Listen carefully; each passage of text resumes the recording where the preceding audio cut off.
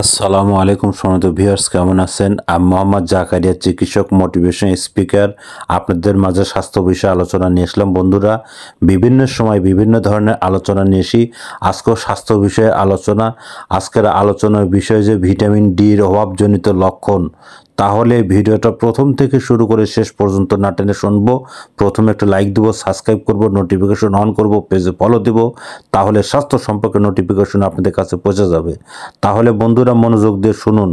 Vitamin ডির অভাবজনিত লক্ষণ এবং ভিটামিন ডির অভাবজনিত লক্ষণ হলে কি হতে পারে? শরীরে দীর্ঘস্থায়ী ব্যথা থাকে, অত্যাধিক মাত্রায় চুল পড়ে যায়, সারাক্ষণ অসুস্থ ও ক্লান্তি বোধ করা, মাড়ি ফুলে যাওয়া এবং রক্তপাত হওয়া, ওজন বেড়ে যাওয়া, অতিরিক্ত মাথা ঘামা, আঘাত সারাতে অনেক সময় নেওয়া, হজমের সমস্যা হওয়া। বন্ধুরা, এই ধরনের সমস্যা হলে বুঝতে পারবেন ভিটামিন ডির সমস্যা হয়ে গেছে।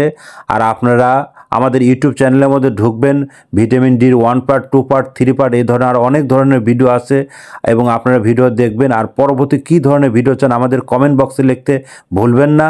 আমাদের 100 বছরের প্রতিষ্ঠান, যে কোনো ধরনের গোপন অসুখ বিষয়ে আপনি চলে আসবেন। বন্ধুরা, এতক্ষণ মনোযোগ সহকারে দেখার জন্য সবাইকে থ্যাংক ইউ, সবাইকে ধন্যবাদ।